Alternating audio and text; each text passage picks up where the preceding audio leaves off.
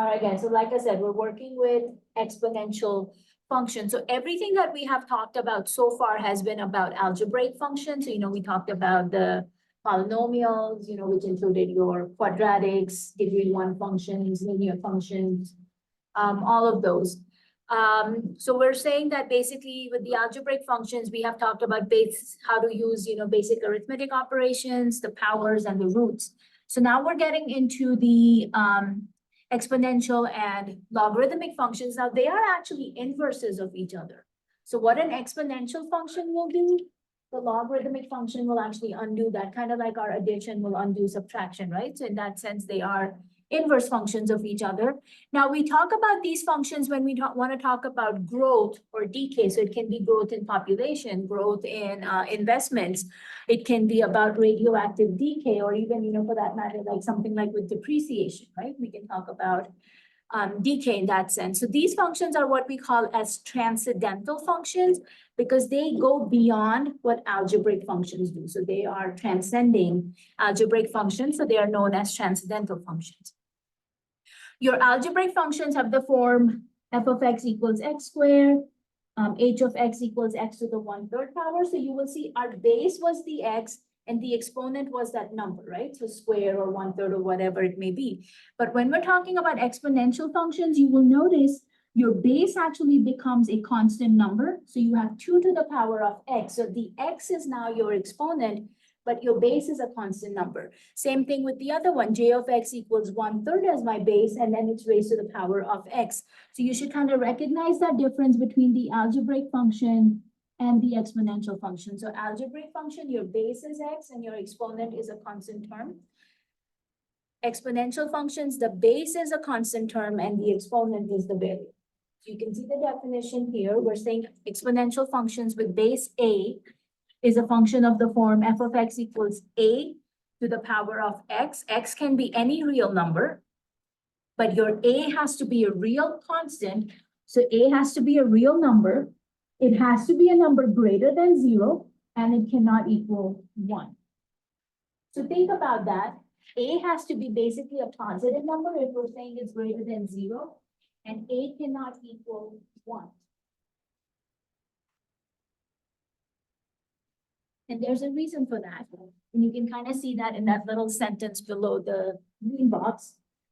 So we are saying the reason why a cannot be equal to 1 is because think about this guy over here.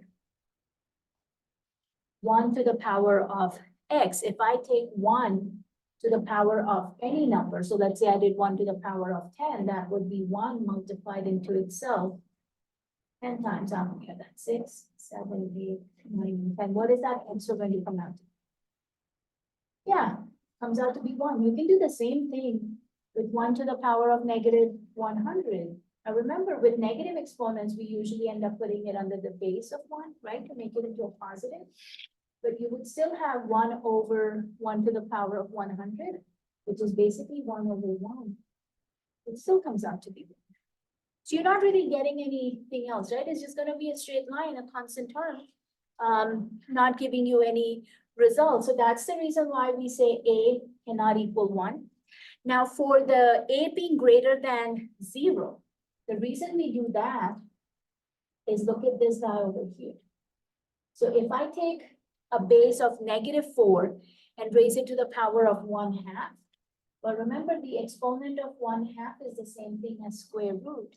So that becomes the square root of -4, which we know will then give us an imaginary number, right? You're not working with real numbers anymore. So we don't want our base value of a to be negative. Now, what do you think happens with 0 as a base if we did 0 to the power of -3? Well, your exponent is -3, right? So we would again have to do 1 over 0 to the power of 3, which comes out to be 1 over 0. Because 0 times 0 times 0 is going to be 0. What does 1 over 0 give us? Yeah, very nice. Undefined, which again is not giving you an answer. You're not getting a real solution. So that's why a cannot be 0 and a cannot be a negative. Okay, so those are the restrictions on your base a for these exponential functions. Now, your exponential functions can also be in this form. So of course, we talked about these guys here, but you can also have f of x equals 3, and then in your exponent, you have 2x plus 1, right? But you can see we still have an x in the exponent. Or you can have the second one, which is f of x equals 10 times 7 to the power of negative x squared. So these are also forms of exponential functions.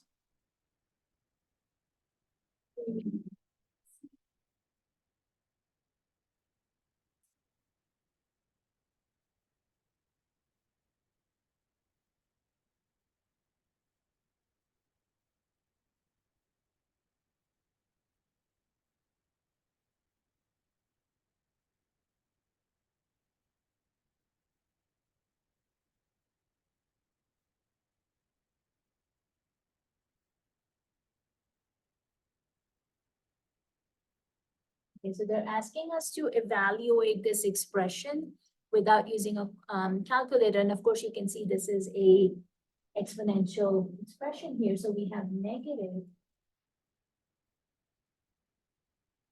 1,000 to the power of negative 5 to the third. So again, you can see that's a negative exponent, guys. So anytime you have a negative exponent, remember to make it positive and put it in the denominator of 1.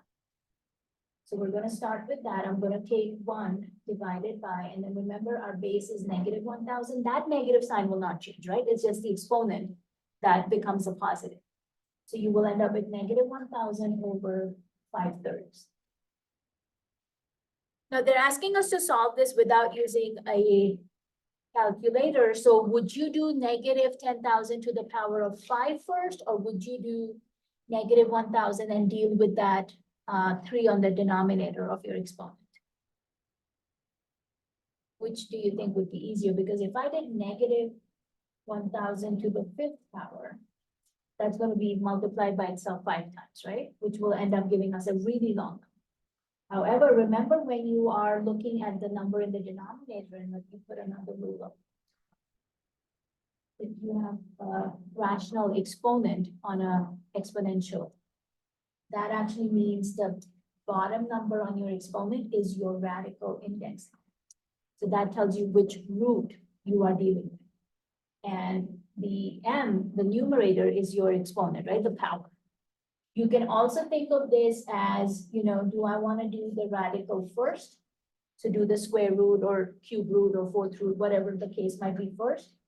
And then do I want to do the exponent part, the power part afterwards? So you can do the power first, or you can do the root first and then do the power.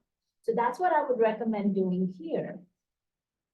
Is that the 3 on the bottom tells me we're actually looking at a cube root of negative 1,000.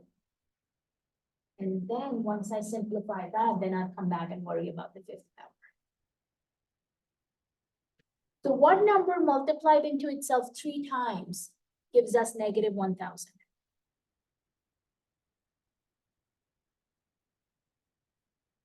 Honestly, it's not a trick question. Positive, negative? Did you guys hear what David said? You can say that louder. Oh, come on. Negative 10, yeah. So if, remember with cube roots or any any odd root, if you have a negative in the answer, the negative will stay. It's the square roots, cube roots where you only get positive answers, right? Unless we actually take a root and then we get positive and negative. All right, negative 10 to the 3rd power is what gives us negative 1,000. And you can see there are 3 zeros. So that means, we multiply 10 into itself 3 times to get the negative 1,000. So this guy will simplify into 1 over negative 10, because cube root of negative 1,000 is negative 10. And then you can raise it to the 5th power. Space here, but I'll try to squish it in. So it's negative number to the 5th power, which means your negative sign will stay. And then after the number 1, you need to put 5 zeros. So that would be 1, 2, 3, 4. That's going to be our answer.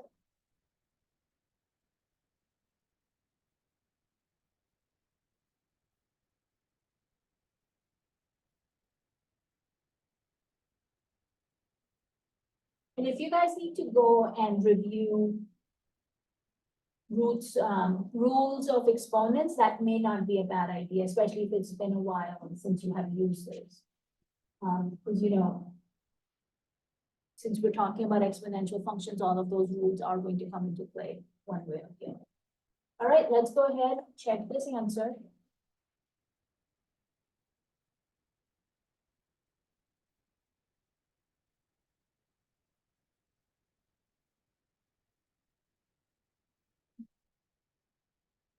Questions on this example, you guys?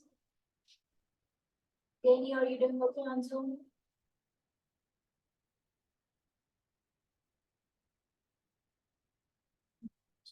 Then let's look at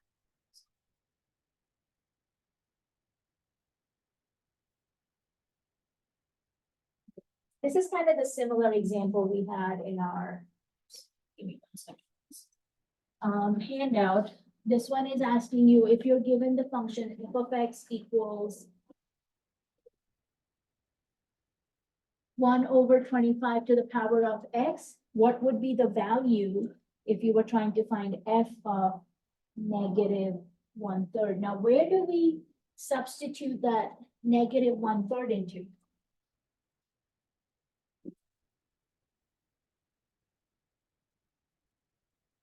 Where would you put that in the f of x function?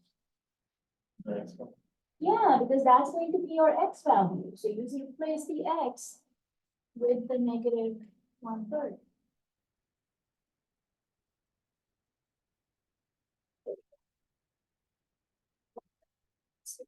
This, so we're basically saying if this is your x value, you're gonna plug it in here.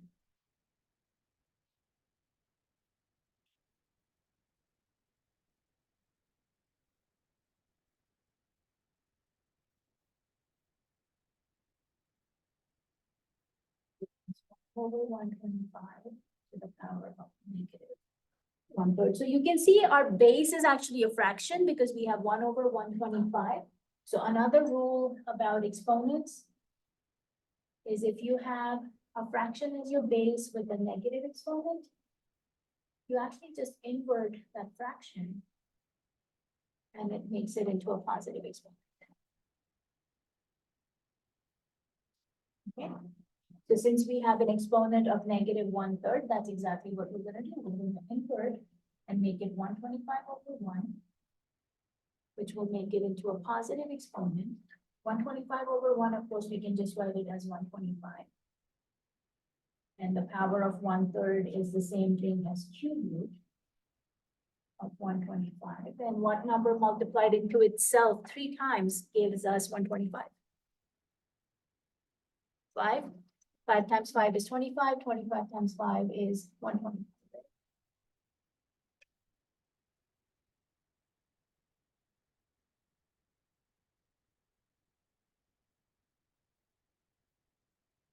Anybody have questions on this one?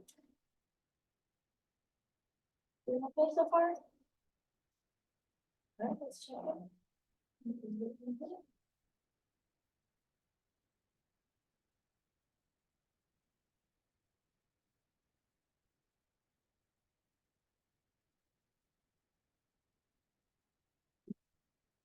All right, so now that you guys have a little bit of a feeling, let's see what you guys can do on number 1.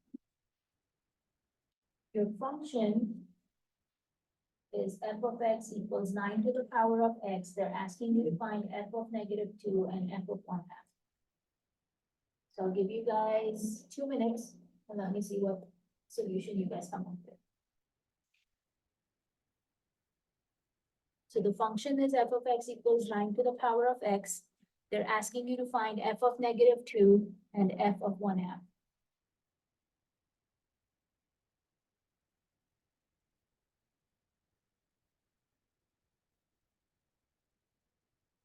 And Danny, you can share your answer with me through chat if you like.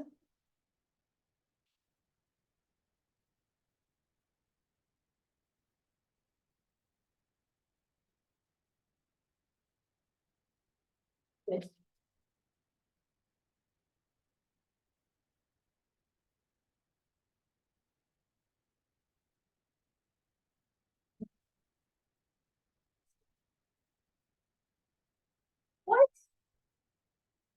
Wait, there's a. Might, or no, yeah, that's. No, that's. We're using the negative exponent. So to make that into a positive exponent. Oh, I see. What am I doing here?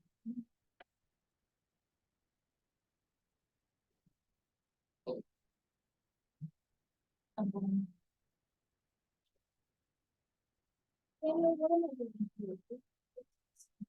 want to make that into a positive exponent.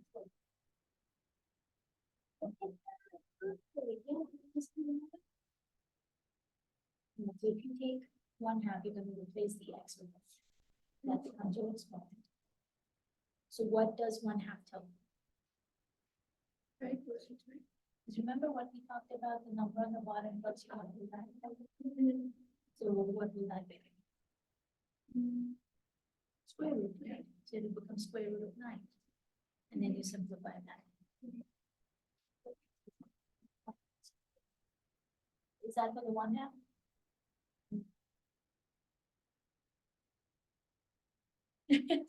Think about it. Sorry. That looks good. That looks good. Good job. What's your pencil?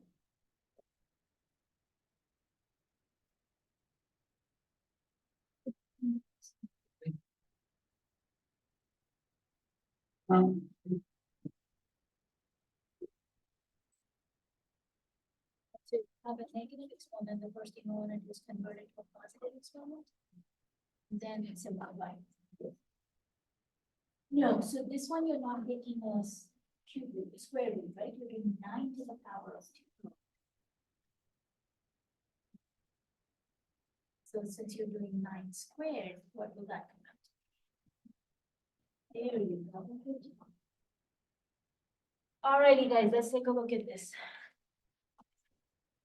Alright, Danny, I have to see your. So the 1/81 is correct, but the 1/3 is incorrect. So let's take a look at what that should. Alright, so let's start with f of -2. So that will become 9 to the power of -10. This is kind of what I was talking about. When we're trying to convert it to a positive exponent, you put it in the denominator of 1 and it becomes positive 9 squared.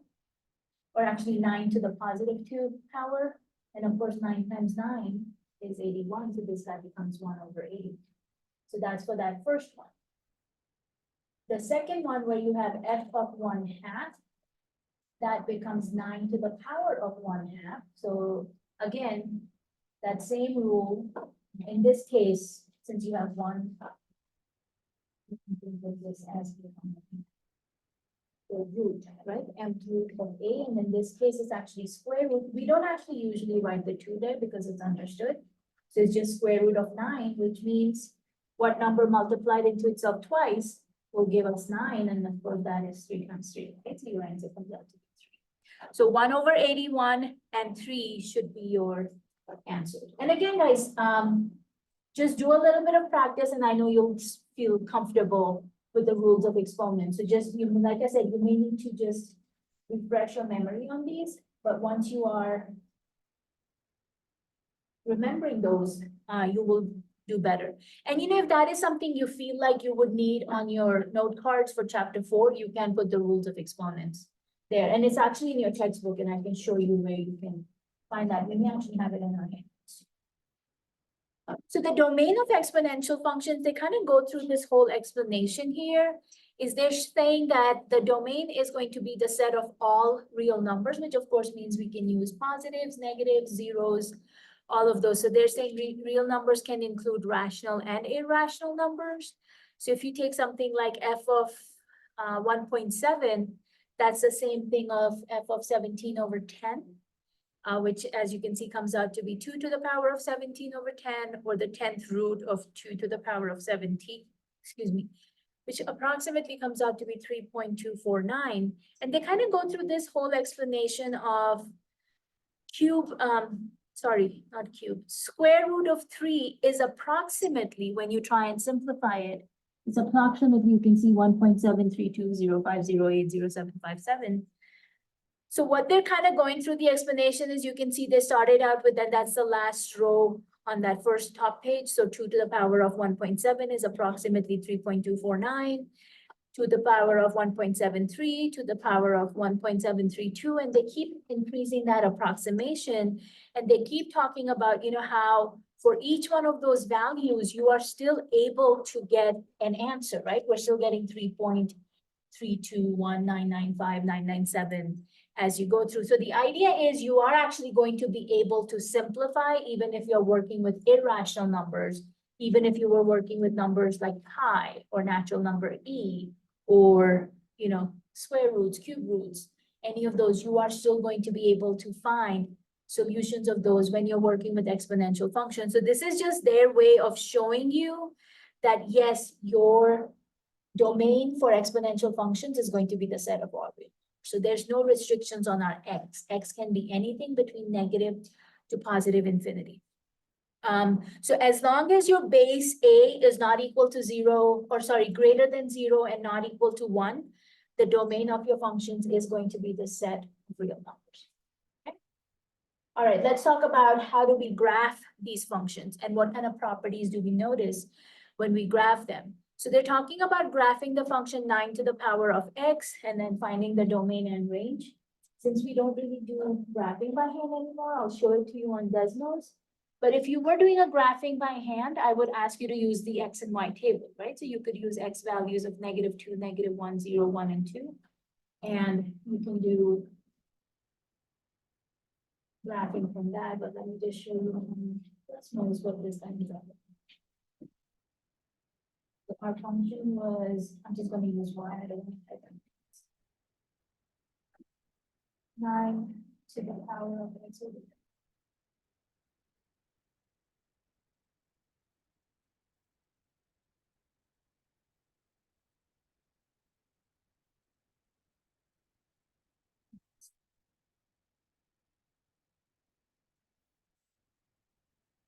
you can see right when you are at 0, your ordered pair is 0, 1. Can anybody identify what kind of point that is? What would we call that point? It's crossing the y-axis, right? So it's the y-intercept, very good. So our y-intercept is at 0, 1. What kind of behavior are we noticing here as our graph is getting closer to the x-axis? We just studied that in the last chapter.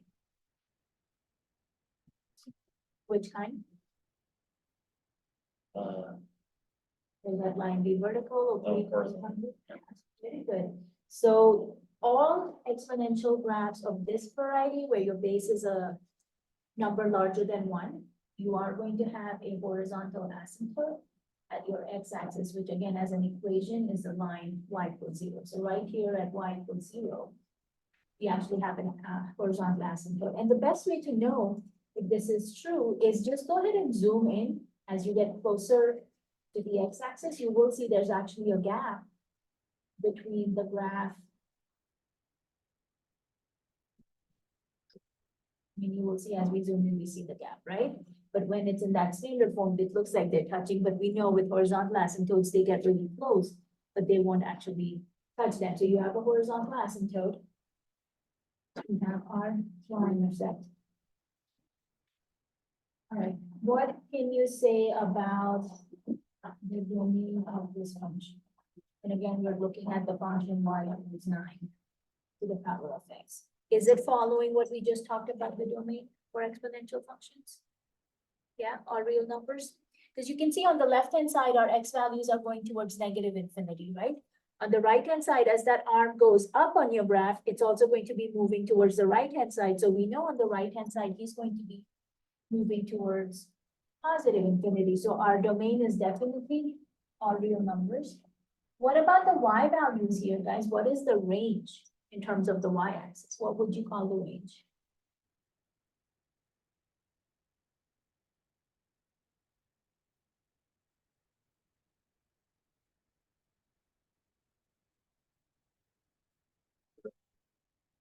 Say that again? No, that's the function definition. I want to know what y values will we have in our function. You were saying something, sorry. Parentheses 0, comma, infinity. So why parentheses on the 0, you want to explain? Because it's approaching but never actually getting to 0.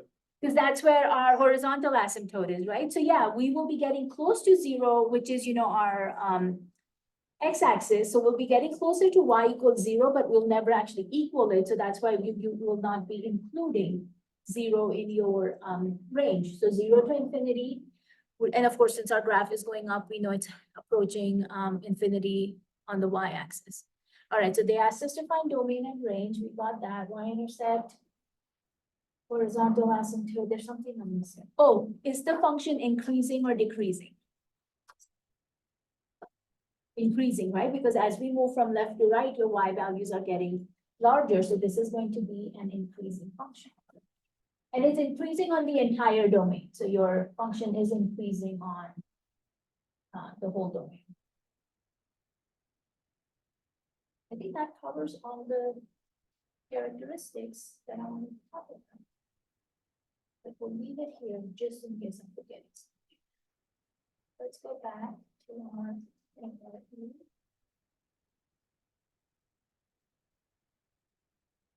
So we got the point 0, increasing function asymptote at x-axis. Okay, I didn't talk about it.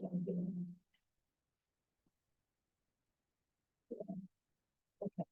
So the other thing they're talking about is if we were to draw a horizontal line through this graph, it would only cross our function at one point. And remember, that was the test to see if our function had an inverse function or not.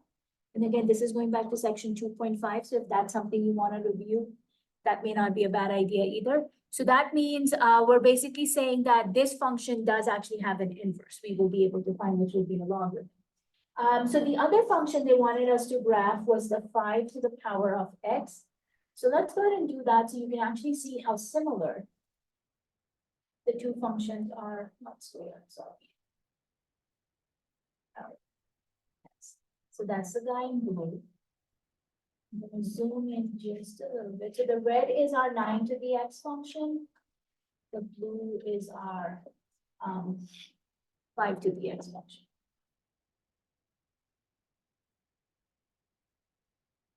So green is 5 to the power of x. Red is 9 to the power of x. So we're still noticing the same properties, right? We have the y-intercept at 0, 1. We still have a horizontal asymptote at the x-axis, the line y equals 0. Domain and range did not change for 5 to the x either, right? It's still domain is negative to positive infinity, and honestly, the range is the same 0 to infinity, not including 0. And they're both increasing functions, right? So this is what I was saying. If you have the function of this form, where your a value is going to be a number larger than 1, all of these properties will stay the same. Okay, you'll have an increasing function. Domain and range will be the same. Y-intercept at 0, 1, and then the horizontal asymptote at the x-axis. All of these properties will stay the same. Now, if we change that base of a to a number which is going to be between 0 and 1, that's when our properties will change. And remember, guys, we're not talking about transformations here either. If you move the graph up or down, of course, that will affect some of these properties. But the idea is if that base stays a number larger than 1 and nothing else, no other transformations, these are the properties you will have. So let's go and clear this out so we can make room for the other functions. And now you can see we are changing our base to 1/5, and the other one, I believe, is 9 to the power of negative x. All right, so look at this last statement here before we go graph. If your base is a number greater than 1, a greater than 1, your function is going to be increasing. If we change that base value of a between the numbers 0 and 1, so those be fractions, right, or decimals, number smaller than 1, your function is actually increasing. So let's see what happens with 1/5 in 9 to the power of negative x. So we'll come back to decimals.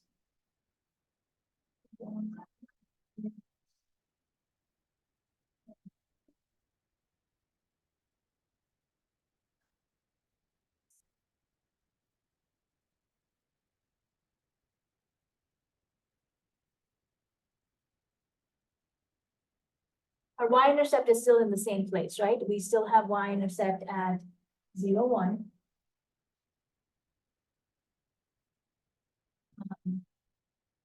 Horizontal asymptote is still at the x-axis. So that's the line y equals 0. Domain and range for this one, guys? That hasn't changed. Range? So that again hasn't changed, and of course, you're still not including 0 because we have a horizontal asymptote there. So 4 of those properties stayed the same, yeah? So the only thing that changed was now you can see as we go from left to right, your y values are getting smaller. So this is what they're talking about. You will have a decreasing function on your domain interval from negative infinity to positive infinity. And this guy was y to the function of 1/5 x. The other one they want us to graph is y to the power of 9, sorry, y equals 9 to the power of negative x. So why, your base is 9, why is that still a decreasing function? I mean, my base is not a fraction, it's 9. Why do I still see a decreasing function? Very nice, because your exponent is negative. Perfect. All right, so let's take a look at what's happening. Don't exactly have a purple, but we use this one. So we had 9 to the power of negative x. So think about again, how do we make negative exponents into positive exponents? We put them in the denominator of 1, right? And that's how this actually technically is a fractional base, because you have 1/9 the power of x. So they're just writing it as 9 to the power of negative x. So be careful about that negative sign from the exponent, because that's telling us our base is between 0 and 1. So same properties you're noticing, we still have y-intercept at 0, 1, domain and range are the same, horizontal asymptote at the x-axis, and you will see again, this guy is also a decreasing function.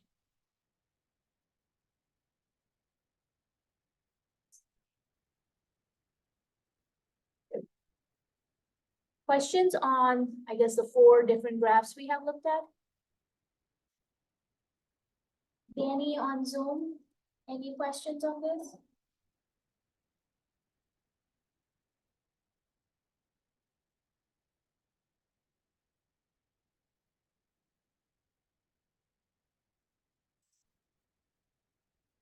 All right.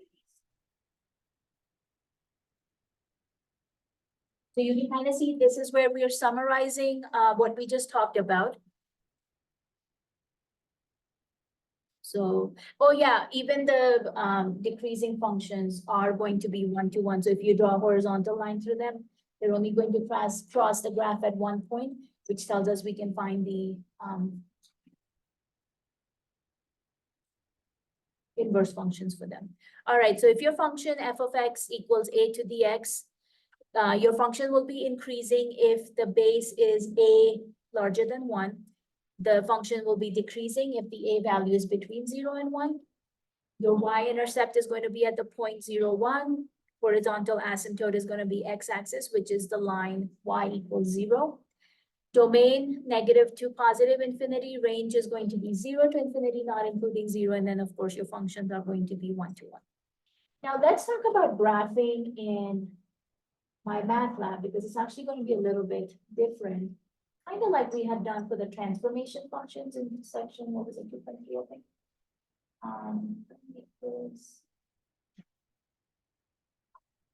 Can we see that? Yeah. Okay, so you can again see this guy is 23 to the power of negative x. So it's going to be the same thing as your base being 1 over 22. That makes our exponent x positive, right? So this tells us this should be a decreasing function, and then all the other properties we talked about. So how do you graph this?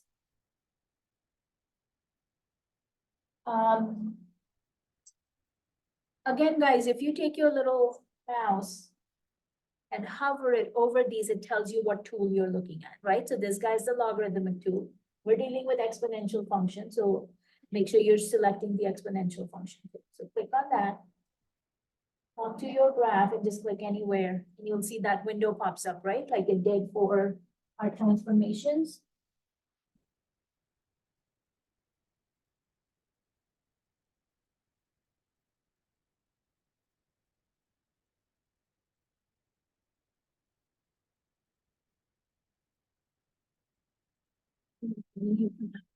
Um,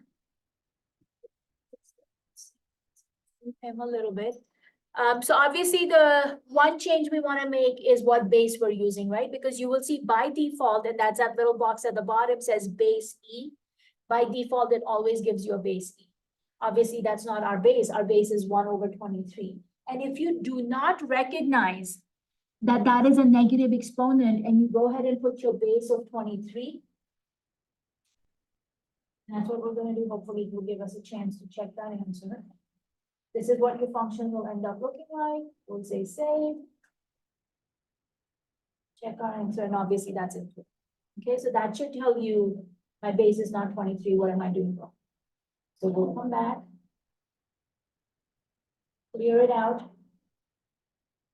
Select our exponential tool again, and it actually tells you right here at the bottom under the question mark which tool you have selected.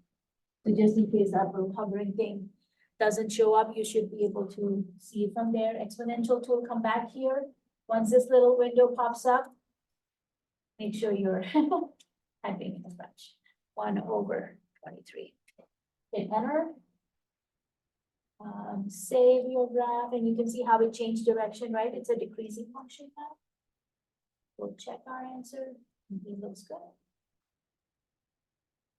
So recognizing that negative exponent is going to be important here. Is our domain the same, or has that changed with this function? Still the same. So it's going to be negative infinity to positive infinity. It looks good. Has the range changed, or is it the same that we talked about? The same. Our function is not falling below the x-axis, so you're not going to be going below 0. Again, not including 0. Going up, so 0 to positive infinity. Okay, looks good. All right, so here you can see they're asking us, is the function increasing, decreasing?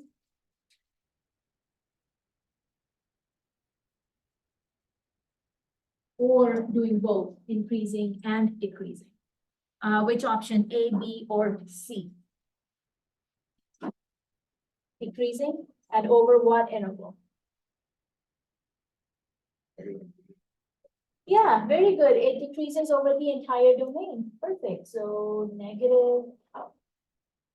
Positive. I think that looks good. And this is pretty much the same kind of graphing techniques we will be using for logarithmic functions also. This is going to pop up with that little window, and we start with our base. Now, if we start seeing transformations, if our graph is moving to the left and the right and the up and the down, then we'll mess around with the other tools that we had. But for now, you just have to change your base in this example.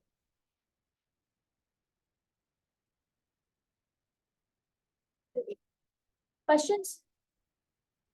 Yeah, okay. So graphing is not too bad, as you can see with the tool in my math lab. All right, let's come back here. So we're talking about the exponential family of functions, and this is where we're talking about transformation. So since we're using the letter A to talk about the base of the exponential function, instead of using the letter A again, we're actually using B. So remember, if B is negative, you get the reflection. If B is a number larger than 1, there's the stretching. If B is between 0 and 1, there's the shrinking. So that's your reflection, stretching, shrinking variable. You can see that right over here for B. The H tells you if your graph is moving left or right. So you can see that over here. If H is a positive number, your graph moves to the right. If H is a negative number, it moves left. But you will notice in the formula it's given to you as x minus 8. So you go with the opposite sign. If you see x minus whatever number, the number itself is positive and you're moving right. If you see x plus a number, then technically the number is negative, you're going to be moving to the left. With k, that of course gives us the vertical up and down movement. And so that would be if age is positive, you go up. If age is negative, you go down, right? So same properties as what you had seen in section 2.3 with the transformations. So let's take a look at what this graph would look like on number 6. So we have 2 x to the power of -2 plus 1. If we compare it with this exponential format, what movements are happening? Shrinking, stretching, reflection, moving horizontally, moving vertically. What's happening here with this guy?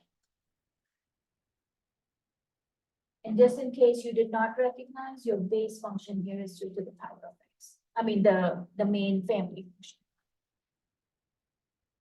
So what is the x minus 2 telling us on the exponent? Where is your graph moving or doing, moving right? You're going to the right. Yeah, because that's your h value. So if it's x minus 2, then that means technically your h is positive 2. And that means your graph is moving to the right by 2 units. What's the plus 1 telling us?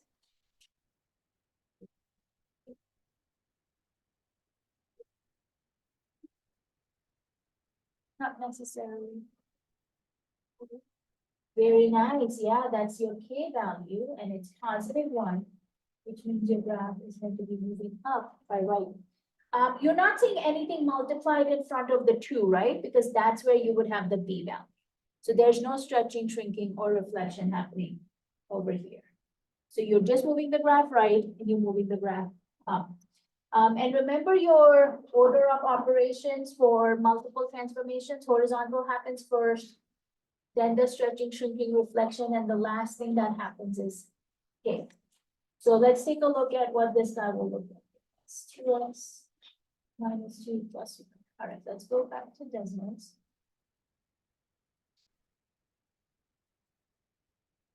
So let's start out with our base function, which is y equals 2 to the power of x. So we know this is what the main function looks like.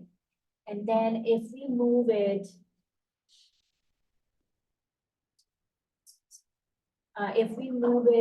to the right, that was your y equals 2 to the power of x, should be the exponent minus 2, right?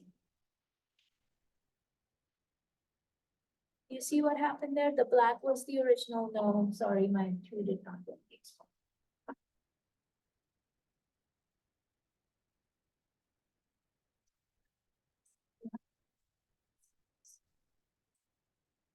Okay, whatever works.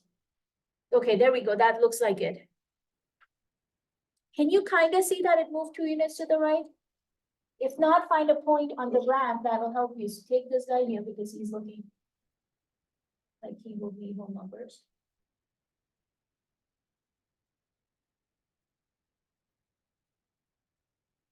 Well, my mouse is not 1 1. Anyway, you can see it's going to be 1, 2, right? So if I use that same point and just move 2 units to the right, I should be at 3, 2. So you can see we have actually moved 2 units to the right. And then the last one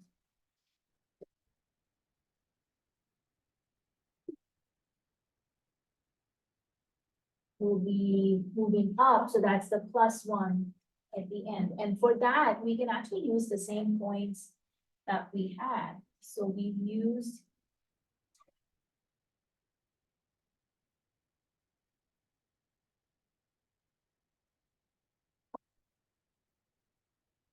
there we go. So we use this point. We know he's gone 2 units to the right. And then if we go 1 unit up, that's where that point should be ending up.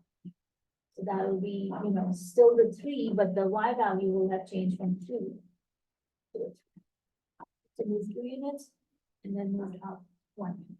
So that's going to be your final graph over here, that last one. So I'm actually going to go ahead and get rid of these intermediate ones and do our final graph. So what can you tell me about the properties that we had just talked about with the other functions? We had y-intercept at 0, 1. Are we still seeing that? We had horizontal asymptote at the x-axis, which was the line y equals 0.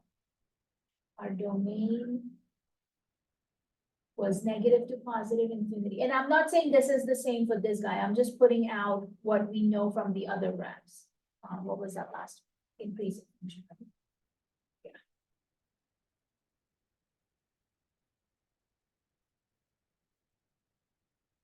Are all of these properties the same or have they changed? With the transformation that we went through with this function. So our function here was 2x minus 2 and 5 plus.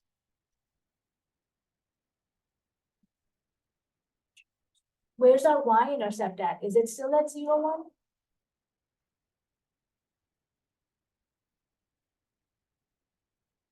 The 0, 1 would be this point here, right? And we're not there. So because we did, remember, move our graph to the right and move our graph up.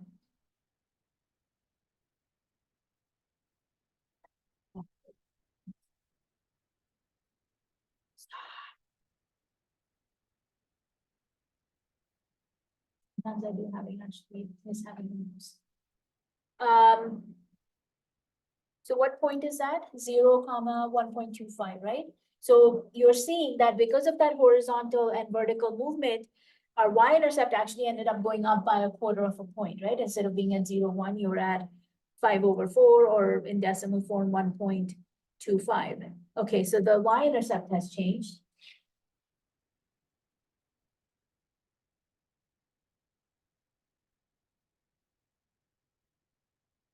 So the new y-intercept is 0, comma 1.25, or you can say 0, comma 5.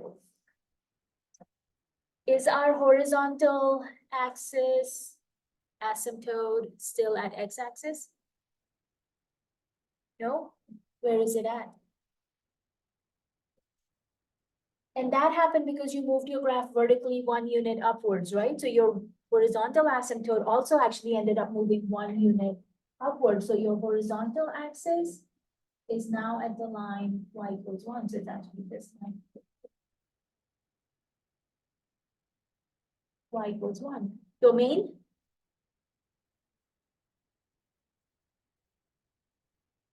Is it still negative to positive infinity? Yeah, because we didn't really change. I mean, even though our graph moved 2 units to the right, it didn't really mess up the domain. So yeah, your domain stays the same. Range? Are we still at 0 to infinity, not including 0? No, because what happened with your horizontal asymptote, that moved 1 unit up. So that actually does end up affecting your range. So your range also goes up by 1 unit. So it will be not including positive 1 to infinity. So, you know, that vertical movement definitely has a little bit of an effect. Are we still an increasing function from negative to positive infinity? Yeah, that also part stays the same. Perfect.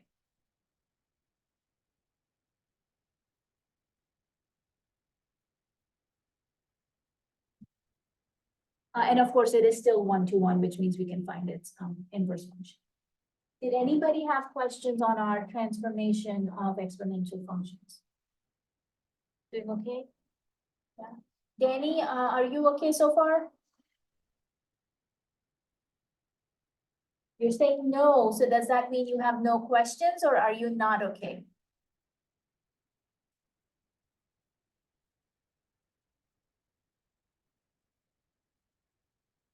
The chat is not working, or? There we go. No questions, okay, thank you. All right, perfect. You're fine, okay, all right, good. Let's go ahead and take a look at our next thing. All right, transformations, got that. You've got another example here with reflection, so again, you guys can see that if you wanted to. So this one here is actually talking about what if you bring that factor of b, in front of your function, which is where the stretching, shrinking happens, for that matter, also the reflection. So they're saying the form y equals b times a to the x is often used when we write a function for some given information. So here they're talking about, as an example, if an initial order of 20 cups is doubled every day, then the number ordered after X number of days is given by this function. So you can see that initial order of 20 is what becomes that B value, right? And we're still doubling the order every day. So that's where that base of 2 to the power of X is coming from. And then they're saying, what if the order is only increased by 50%?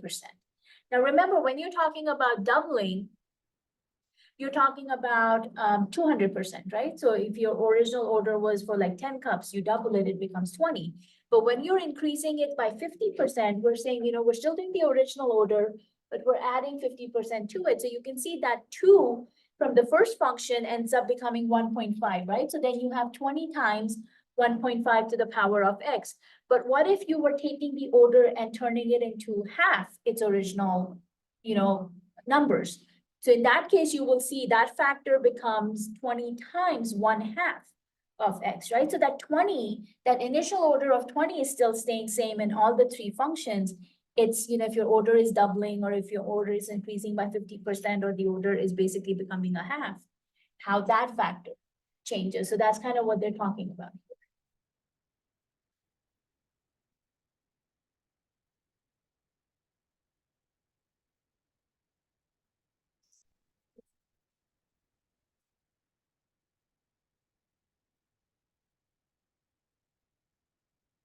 So before we do the exponential equations, let's talk about this guy. So they want to know, where is your function heading as x goes to positive infinity? So this one is 9 to the power of 2x. What do you think this function will be doing as x goes to? So they're basically asking you, it's kind of like the leading coefficient test. They want to know, is your function heading to positive infinity, negative infinity, or is it even getting closer to one certain number? How would you figure that out?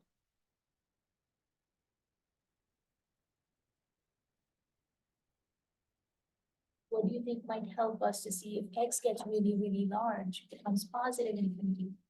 Where is your y value?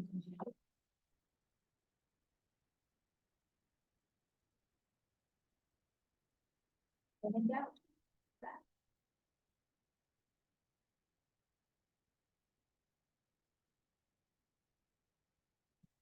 See if I can put that in parentheses.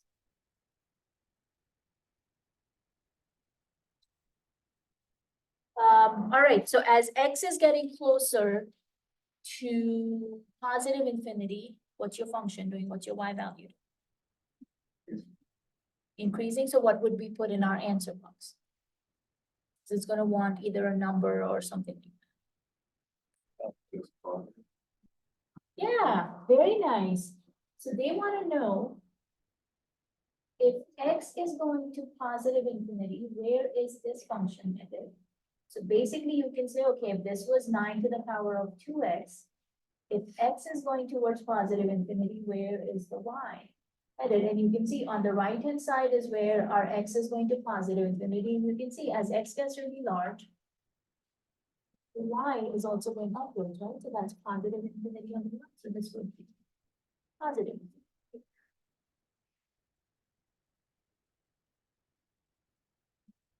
Here.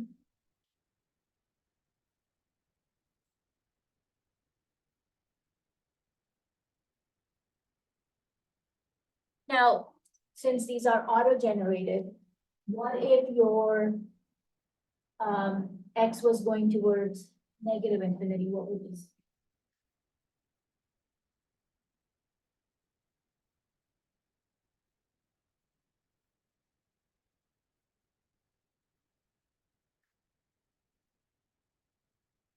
So if x was going towards negative infinity, where is your y value? Negative. Oh, Because negative infinity means it should have been going downwards. No, because that would mean the left-hand side of our graph also should have an arm going up. What is, when you're, look at the left-hand side of the graph. As your x value is getting closer and closer to negative infinity, where is your y value? What do we have right there on the left-hand side as my graph is coming? Yeah, because that's your horizontal asymptote, right? Your graph is coming, it's getting closer and closer to the x-axis, but remember, because that's the horizontal asymptote, it'll get close to it, it's not gonna touch it, it's not gonna cross. So this one actually is going to be 0 because your y value is getting closer to 0.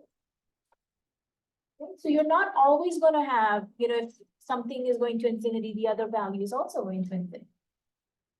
These graphs, they change directions, right? One of them is going to positive infinity, but the other side of my graph is going to 0, the y values. So yeah, just be careful about these guys here. So this was if we were going towards negative. And I was going towards 0.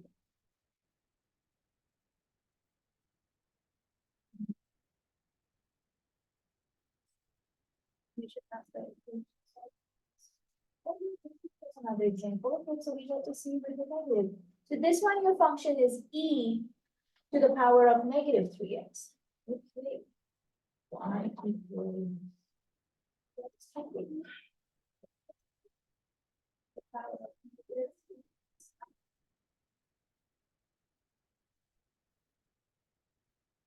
There we go. And they wanted to know the limit as x is going to negative.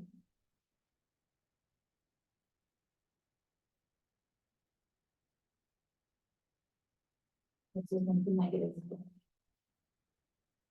So obviously, x is going to negative infinity is going to be this direction. My x is headed to negative infinity. So what is our y value?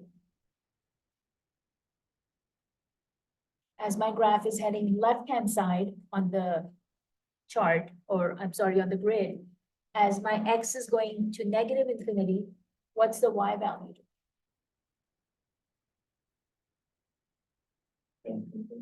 Yeah, because on the left-hand side, as my x goes to the left, your y is actually headed upwards. Y is going to positive infinity, so this limit is going to be positive. So let's change that. If we did the same function, but now we're saying, okay, if x is headed to positive infinity, the other side, where is your y value going? So as x is going to the right on the positive infinity side, where's the y? Where? Uh-huh. I know you're not listening. We just talked about this with the other example. Yeah. Y is going to 0, because again, here is where my x is going to positive infinity, and you can see the y is getting closer to that horizontal asymptote. It's going to be near 0. Very good, guys. So let's put that answer in. So this one was with negative infinity, the function was going to positive.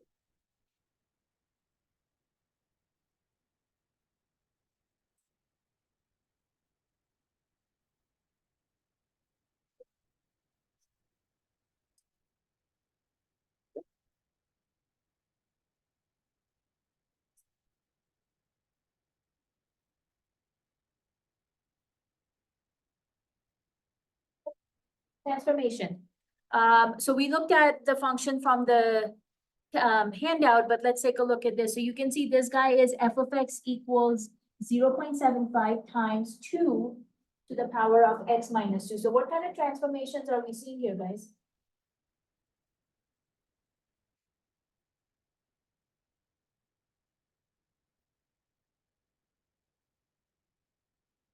What's the b value?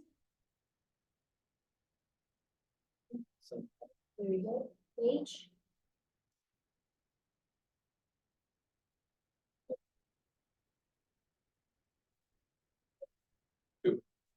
Positive 2, go with the opposite sign, and there's no k, right? Because you're not seeing anything added or subtracted at the end, so there's no k value.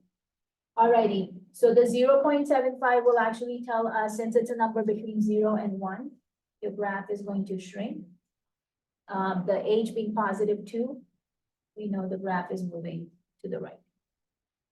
So keeping that in mind, what's gonna happen with these 3 points over here? Now, this is for the original function, which in this case, again, that original function would be just power of 2 to the x. So your points of -1, 1/2, 0, +1, and 1, +2, what will those points transform to for that new function that we're looking at, 0.75 times 2 to the power of x minus 2? What will the new points be for our function?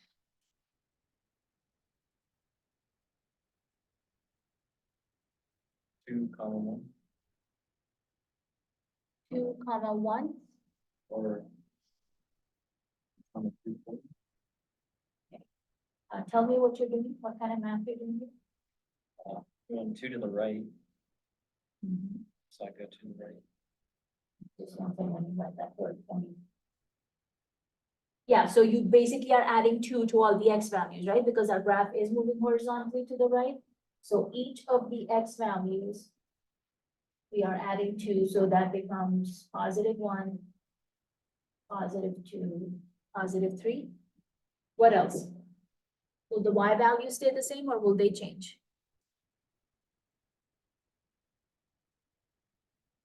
Gonna shrink by 0.75. Yeah, because each of the y values, you're going to end up multiplying by 0.75. And if you want to do fractions, because they do not want decimal answers, 0.75 is the same as 3/4. So multiply each of the y values by 3/4, and what will they end up with? So let's see, you're doing 1/2 multiplied by 3/4, which will give us 5.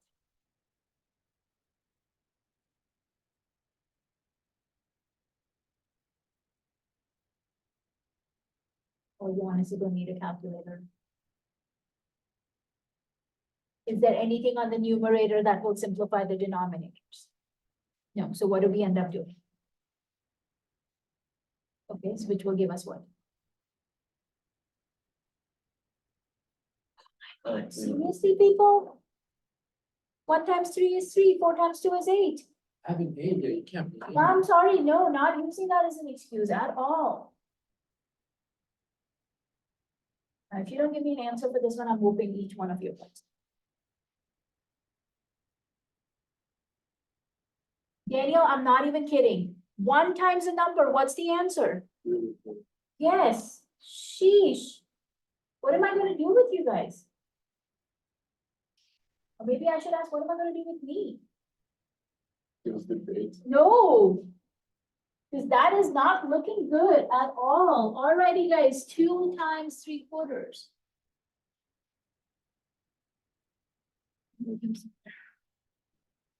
Can we reduce anything here? Anything on the top can reduce anything on the bottom? Yeah? There you go. 2 goes into itself once, 2 goes into 4 twice. So that actually becomes 1 times 3, 1 times 2 on the bottom. Or you can do 6/4, but then you should recognize there's that 2, which is still common, that can be reduced. So that will become 3/2. So this guy becomes 3/4. This guy becomes 3/2. All right, let's see if we did that correctly or not. So our new points will now be, let's see, 1,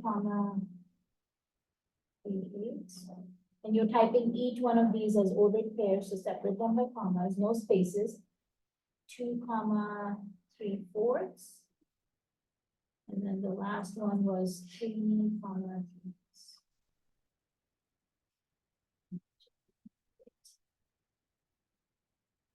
He's looking good so far.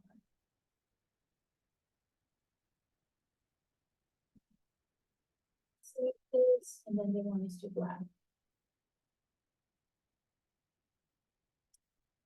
Which would be our exponential tool. Okay, so I just clicked on the exponential tool and then on the graph, I'm gonna delete this one now just to see if we need all of it. So the reason why, let me bring that back up, Danny, here quickly. The reason why the 2 is being added is because in our graph, right here, you see how you have that exponent of x minus 2. So that's actually telling us our h value was positive 2 and your graph is moving to the right. So all of the x values here, you're moving them 2 units to the right. So that's why we're adding the 2. Does that make sense?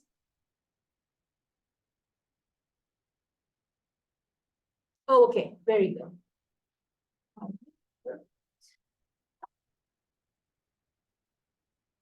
Okay. All right, let's talk about the graphs. All right, guys, so pick up your, all right, no, not a problem, Denny. Exponential tool, and then just click anywhere. Now, since we do have those multiple transformations, we will need to take care of that. So,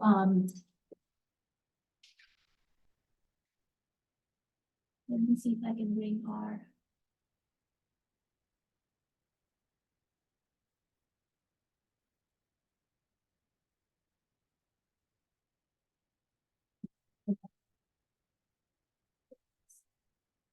Our function visible so you guys can see the transformations we need to do.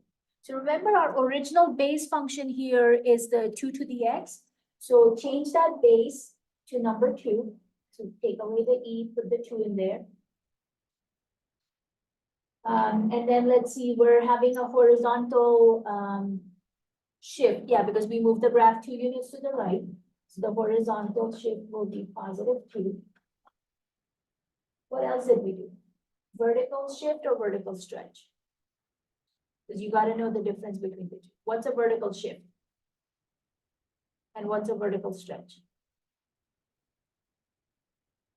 Vertical shift would be the k value. Okay, so we didn't have any k value here. So we actually had a stretch or a shrink. They're just calling it a stretch. But that's what we had. So that's going to be your 0.75 factor. I believe once we close that window, it should correct the graph. And you can always put the graph in Desmos to see if you're seeing that same kind of shape, so you can use points to compare, but I feel pretty confident about this graph, but sometimes I'm confident in my math. So we'll figure out. So we did the base, the horizontal shift, and then the vertical stretch, right? And I think that should cover all the transformations that we had. So there we go, check that. So that you can see your graph a little bit. Yeah, what would you say about the domain of this function here, guys?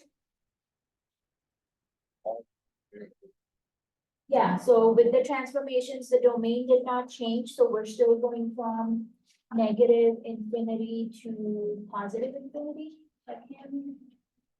He's looking good. What else do we have? Range. Okay, what about the range here? 0. We did not move the graph up or down, so yeah, your range actually does not change. It stays from 0 to infinity, not including 0. He looks good, and I think, what is the equation for our horizontal asymptote? You guys can see.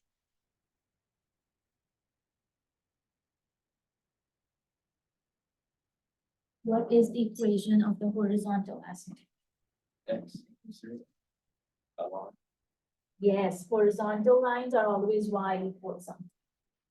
So tiny little thing, guys, but be careful. And the interval that your function is increasing or decreasing, or I guess both. Which one? A, B, or C? Increasing, and what interval? Yeah, again, it's increasing, decreasing over the entire domain. So negative to positive infinity.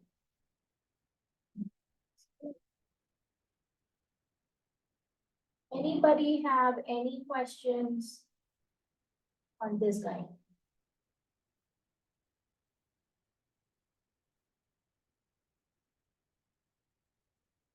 Yeah. Be able to answer in decimal form too, and it'd be fine.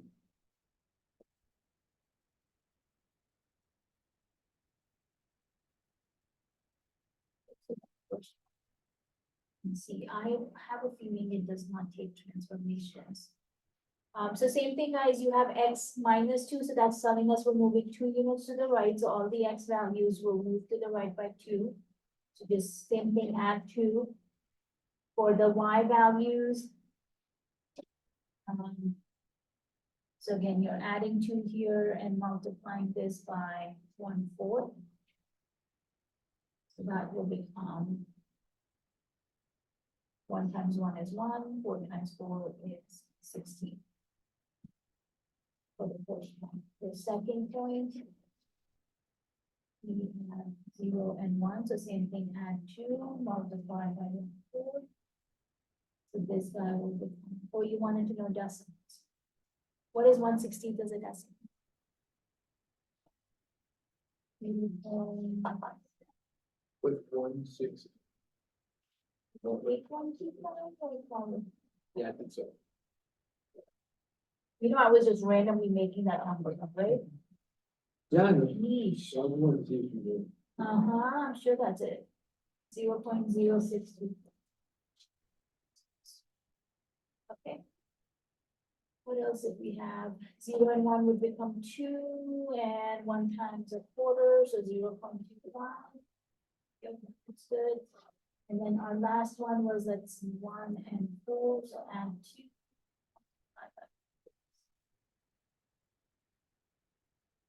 So 3, and what, a 1? There you go, there's your answer. That's okay. For all you lazy people who don't want to work with fractions, yes, decimals work. Yeah. Been there, done that. Alrighty.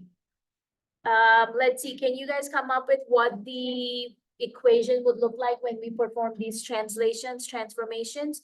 Your base function is y equals to the power of 2, y equals 2 to the power of x. It's being translated 3 units to the right and 5 units downward. Again, remember your standard form for the transformation is b times a, x minus h plus k. So can you tell me what kind of translations we are being asked to do here? Do we have a b, h, and k values?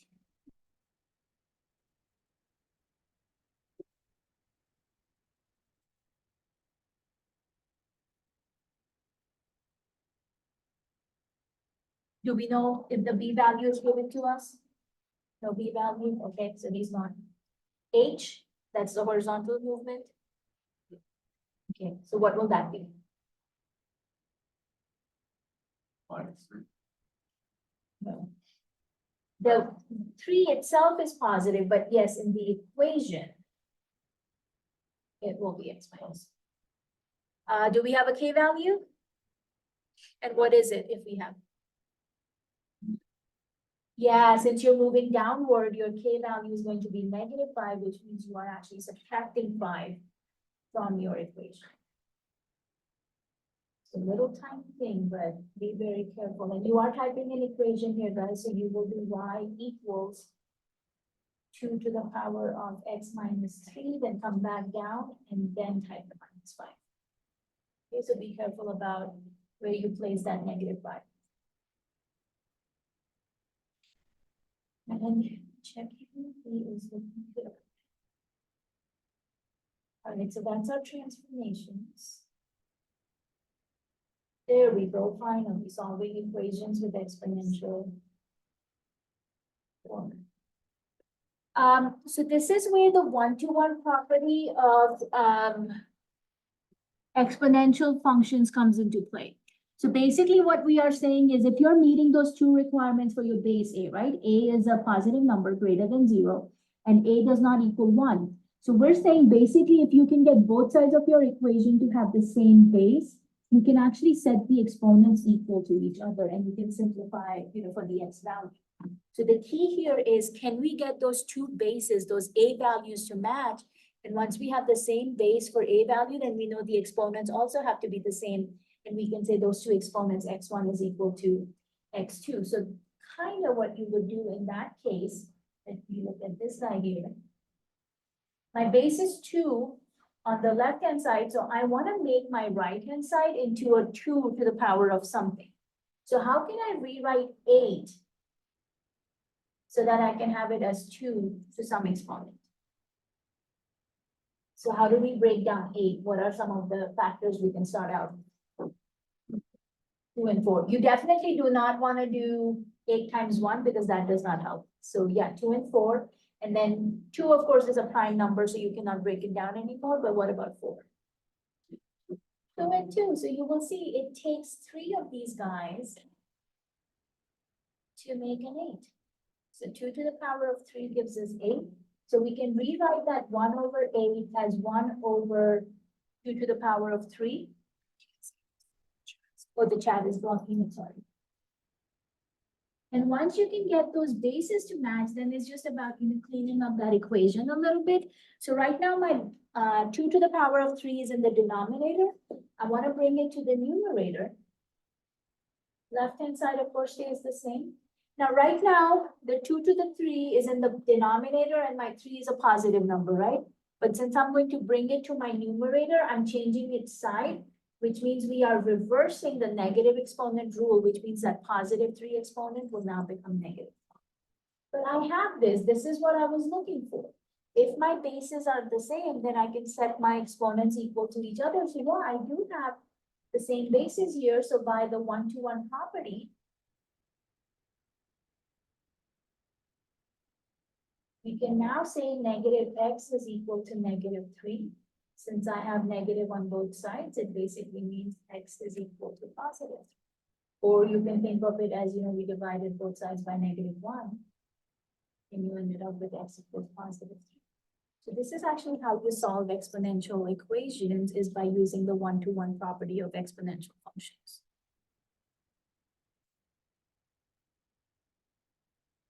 Let's see the example we have in MATLAB, and hopefully that could also help you guys.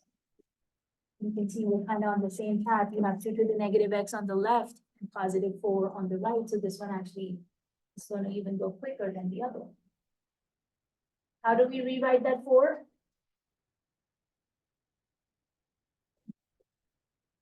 Nope. Break the 4 down because it's got to be 2 to the power of something, right? So how do you rewrite the 4? 2 to the power of 2, yeah, very good. So it becomes 2 squared. And then again, by our 1-to-1 property.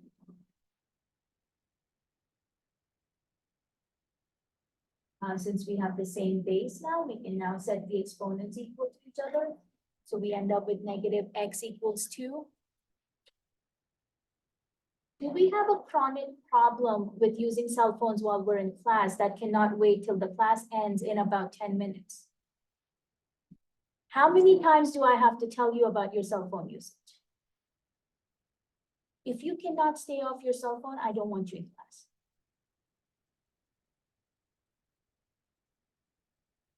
All right, so since you have negative x on the negative sign on the x, we want to get rid of him. So same thing, multiply or divide by negative 1.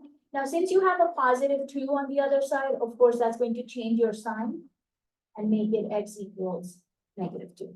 Now, here you are only typing the answer. You're not putting in any equation. So just type in the number. And so this guy will be negative 2. Should be it.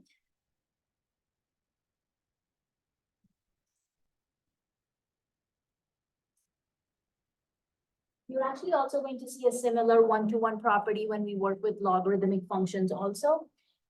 Since, they are inverse functions of exponentials, a lot of these properties do actually translate between the two. So questions on using the 1-to-1 property for solving equations. You can see this is kind of a similar example here with the base e. But any questions before we go into this example? Okay. So this one, of course, you can see you have the e on the denominator, so we will need to bring them on the same level. So you've got e dx on the left-hand side and 1 over e to the 6. So same thing we did in that example from the handout. We need to move the e from the denominator to the numerator. And as you do that, your exponent will change sign. So that positive 6 will actually end up becoming negative 6. And same thing, our e's are now on the same level, so we can take in that 1-to-1 property. And by that property, bases E are the same, so we can now say X equals -6, and you don't even have to clean that up. That's your answer, and again, my chat is.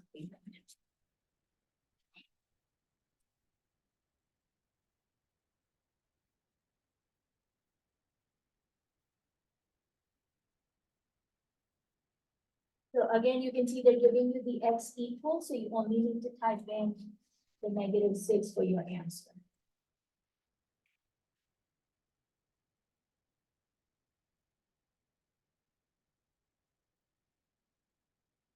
You okay so far? Yeah? Danny, let me know if you have any questions.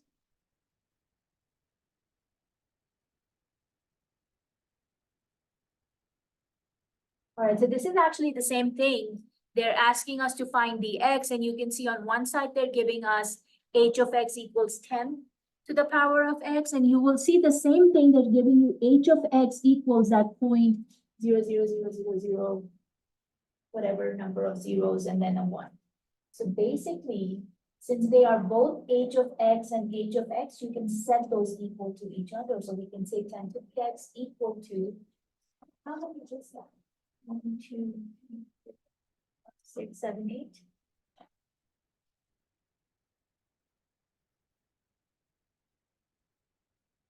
So as you can see, we need to convert the right-hand side to the 10, to the power of something. Does anybody know how to do that? To make it 10 to the power of something?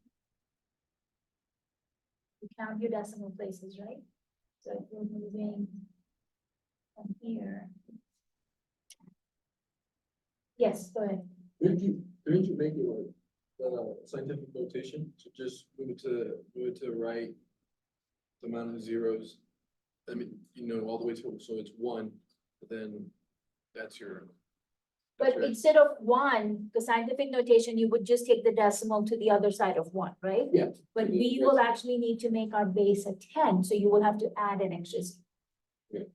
That's the only Yeah, you difference. just need to move another one to the right. Exactly, yeah. So this is technically what we would be doing for scientific notation, but like I said, scientific notation is the form of a times 10 to the power of n, right? So normally you would have stopped once you got to this place here, but we do actually need to move it one more place because our base has to be 10 and not 1. So that would be the only difference between scientific notation. So yeah, you are moving 1, 2, 3, 4, 5, 6, 7, 8, 9, which would bring the decimal this next to 1, but you would actually move it 10 times so that we can add that extra 0. So what will that right-hand side become once we move it 10 places? -9. But we moved more than 9, right? Because we had to bring in that 0. And it's negative because your original number was smaller than 1, right? If the original number was larger than 1, then the exponent is positive. But if the original number is smaller than 1, your exponent is negative. So what is our X value going to be here, guys? Yeah, because now that our bases are matching by our 1-to-1 property again.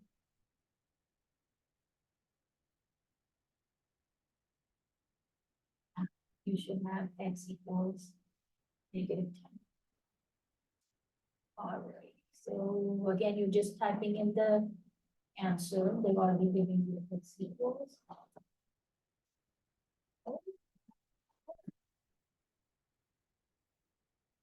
Why did that not work? It should be 9, but let's try that.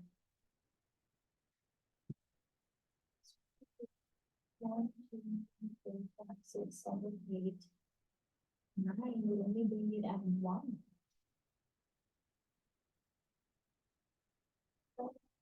Maybe, yeah, because if we're doing scientific notation, we're bringing it as 1 times 10 to the power of -9. Sorry about that. You were right.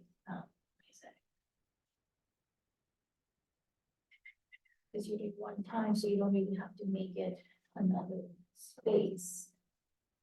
Which means I could have actually stopped.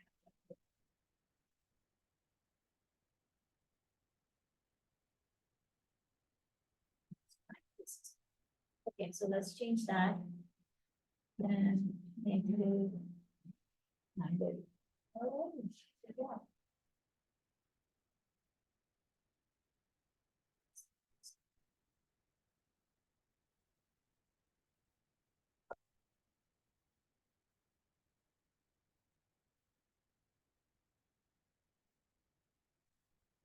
And you can see again, there are a couple different types of examples, even in your handout. I definitely ask you to look at number 9, since the exponent is given to you as 4 minus x, how you would work with that. So remember how we were talking about, we use exponential functions in terms of growth. And it can be growth of investments, growth in population, any kind of growth that we're talking about. So they're talking about population growth, compound interest, and you can technically use it in radioactive decay. Also, though technically that's not a growth, it's going down, right? Decay. Obviously, your compound interest formulas are one of the most common applications where we see exponential growth happening. So that is your, if you're taking principal P, and that's something you are investing for, how many ever years. So that's T at an annual interest rate of R. And then we're talking about compounding so many times a year, it gives you your ending balance, or what your future amount will be. So that compounding is actually where your money grows. Because if you're earning interest just once a year, your money is going to grow slowly. If your interest earning is twice a year, so that would be 6 months, right? Every so 2 times a year, which is that semi-annual, you can see right at the kind of the bottom half of the screen. So that it will make your money grow a little bit faster. What if you're earning interest 4 times a year? That's quarterly. If you're earning interest every month, that's monthly, right? So 12 times a year. You can also earn interest daily. You will also see some examples talk about hourly, and then you can have continuous compounding, which means it's just a constant growth, right? And so there, your formula changes a little bit. But let's take a look at compound interest here. Oh, but this guy has 4 parts too.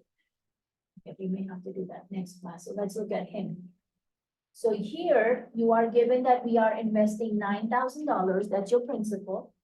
It's invested at 5.4% a year. That's your rate of interest. It's compounded monthly. So remember, monthly is 12. And that's actually your end value. So that's 12. And then we're doing this for 6 years. That is your T. So if we put this into our formula, and that's the formula right here, you definitely want to have that on your little note card. Sorry, you're investing $9,000 at anytime you're working with percents, convert them to decimals, okay? So divide by 100 or move the decimal point 2 places to the left. So my rate of interest is 0.054. Now, this is an annual interest rate, guys. So if you're earning interest every 12 months, compounded monthly, you're not getting 5.4 interest every month because the bank will go bankrupt. That's 5.4 divided by 12 because, if you're earning interest 12 times, you have to break down for what each period will be. So that's where this divide by 12 is coming from. Now we're depositing our money for 6 years, but remember for that 6 years, every month your money is getting compounded. So that's why you are doing the monthly, because in each year we get interest 12 times, and then we're doing this for a total of 6 years. So this is what your formula will look like. And again, I do not expect you guys to do any of this math by hand, because that's just evil. Let's put it in here. So we will do 9,000 times 1 plus 0.054. Divide that by 12. Close that, and you can already see we earned $40 so far. Take that to an exponent. And you can multiply, but again, I let the calculator do the math for 12 times 6, and put that in parentheses because we do want the calculator to know that that's together my exponents if it helps. Put that in parentheses. And look at how much that money grew. You started out with $9,000. And since we are talking dollar amount, you do want to round this to 2 decimal places. So you are looking at $12,434. And what, 78 cents, because you have a 4 after that? Take this back. In 6 years' time, at being compounded monthly, you have already earned $3,434.78, right? Because the 9,000 was yours to begin with. So you've earned on top of that an interest of 3,434.78. I mean, we're not seeing those kind of percentages right now in the market. Even though the Fed has increased the interest rates, we're not really getting those. I think there's a couple CDs which get you right up to 5%, I think. But I don't know if I have seen anything higher than a 5%. This one was what, 5.4%? So yeah, maybe close enough, but not quite at that. I mean, there are some examples you will see like 8, 9, 10%, and I'm like, where did that go? Where's the market at for that? So I guess something's better than nothing. But yeah, that's kind of what the exponential growth does. Now, if we had done this as a simple interest problem where you just earn your interest once a month, that would be P times R times T.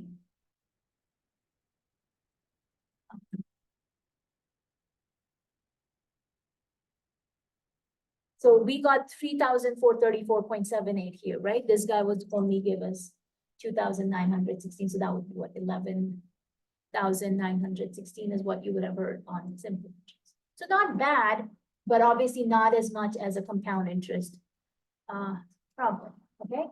So, all right, guys, so we'll talk about the example in MyMathLab next time. We'll talk about how continuous compounding works, because that increases our money a little bit more than even a monthly calculation, probably even more than a daily. So we'll take a look at those next time, and then we'll be ready for section 4.2 after that. So let me know if you have any questions. I'll be happy to answer them. And if not, I will see you guys on, what is today? Thursday, next Tuesday? All right, and I'll have your exam graded by then. Danny, did you have any questions? You're okay? All right, I'll see you next week. Take care.